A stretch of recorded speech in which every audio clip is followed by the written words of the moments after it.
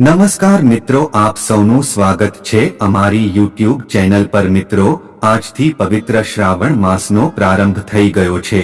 જીવનમાં ખુશહાલી માટે આ મહિનામાં રોજ કરો આ 7 સરળ કામ। આજથી દેવાધિદેવ મહાદેવના પવિત્ર શ્રાવણ માસનો પ્રારંભ થયો છે। શ્રાવણ માસ ભગવાન શિવની ભક્તિ કરવાનો અતિ પવિત્ર સમય ગણાય છે। આ વર્ષે શ્રાવણ માસમાં વિશેષ સંયોગ સર્જાયો છે। આ વર્ષે શ્રાવણ મહિનાની શરૂઆત પણ સોમવારથી થઈ રહી છે અને શ્રાવણ માસની પૂર્ણાહુતિ પણ સોમવારે થવાની છે। આવો સંયોગ 72 વર્ષ પછી સર્જાયો છે। આજથી સતત 1 મહિના સુધી શિવાલયમાં ભક્તોની ભારે ભીડ જોવા મળશે। શિવજીને પ્રસન્ન કરવાનો શ્રાવણ મહિનો વિશેષ સમય હોય છે। શ્રાવણનો મહિનો ભગવાન શિવને અત્યંત પ્રિય હોય છે। જે પણ વ્યક્તિ આ મહિનામાં સાચી શ્રદ્ધાથી ભગવાનની પૂજા અર્ચના કરે તેની બધી જ મનોકામના પૂર્ણ થાય છે। આ મહિનામાં ભક્તો ઉપવાસ પણ કરતા હોય છે। ખાસ કરીને સોમવારના દિવસે ભક્તો વ્રત કરી શિવ પૂજા કરે છે।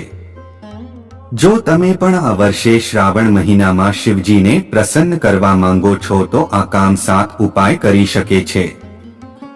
શ્રાવણ મહિનાના દરેક દિવસે આ 7 સરળ કામ કરી લેવાથી જીવનમાં ખુશહાલી જળવાઈ રહે છે।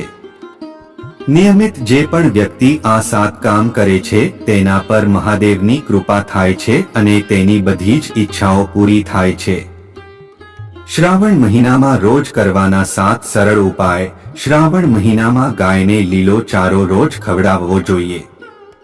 સાથે જ ગૌશાળામાં જઈને ગાયની સેવા કરવી જોઈએ। ઉપાય ખૂબ જ સરળ છે પરંતુ તેનાથી જીવનમાં ચમત્કારી પરિવર્તન જોવા મળે છે।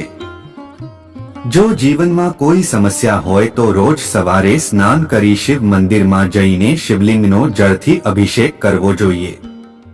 જો કોઈ વ્યક્તિ લાંબા સમયથી બીમાર છે તો શ્રાવણ મહિનામાં રોજ ગાયના દૂધમાં કાળા તલ મિક્સ કરી ભગવાન શિવનો અભિષેક કરો। જીવનની સમસ્યાઓ અને માનસિક ચિંતાથી મુક્તિ મેળવવી હોય તો શ્રાવણ મહિનામાં આ નાનકડો ઉપાય પણ મોટો લાભ કરશે। શ્રાવણ મહિનાના દર સોમવારે ગાયના દૂધમાંથી બનેલી ખીર ભગવાન શિવને અર્પણ કરો। ધનલાભ માટે શ્રાવણ મહિનામાં રોજ 1 મુઠ્ઠી ચોખા શિવજીને ચઢાવો। આ ચોખા એવા હોવા જોઈએ જેમાં એક પણ દાણો તૂટેલો ન હોય। આ ઉપાય શિવપુરાણમાં જણાવેલો છે।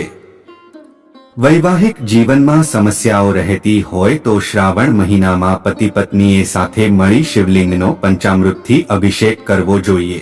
શ્રાવણ મહિનામાં રોજ શિવલિંગનો અભિષેક કરી બીલીપત્ર ચઢાવવાથી ધન લાભના યોગ સર્જાય છે।